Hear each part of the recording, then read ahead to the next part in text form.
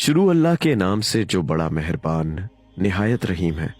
امیر المومنین علیہ السلام کا خطبہ نمبر 140، جس میں امیر المومنین علیہ السلام نے بدگوئی و غیبت کے بارے میں بیان فرمایا۔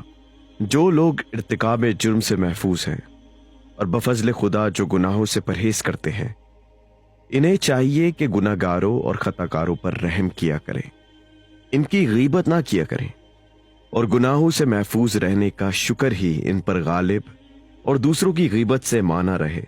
چچائے کا عیب لگانے والا پیٹھ پیچھے اپنے کسی بھائی کی برائی ڈھونڈے اور اس کی نشر و اشاعت کرے، کیا وہ خدا کی پردہ پوشی کو یاد نہیں کرتا جو اس نے خود اس کے ان گناہوں پر کی ہے، جو اس گناہ سے بھی بڑے تھے جس کی غیبت کر رہا ہے؟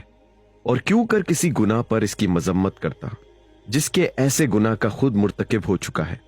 اگر بالکل ایسا ہی گناہ نہیں کیا ہے تو ایسے گناہ کیے ہیں جو اس سے بھی بڑھ چڑھ کر تھے۔ خدا کی قسم، اگر اس نے گناہ کبیرہ کا ارتکاب نہیں کیا ہے، صرف گناہ صغیرہ کا مرتکب ہوا ہے، تو بھی بہرحال لوگوں کے عیب بیان کرنا خود بہت بڑا گناہ ہے۔ اے خدا کے بندے، کسی پر گناہ کا عیب لگانے میں جلد بازی سے کام نہ لیا کر، ہو سکتا ہے خدا نے بخش دیا ہو، اور اپنے چھوٹے سے گناہ کے لیے بھی اطمینان نہ رکھ، ہو سکتا ہے اس کی وجہ سے تجھ پر عذاب کیا جائے۔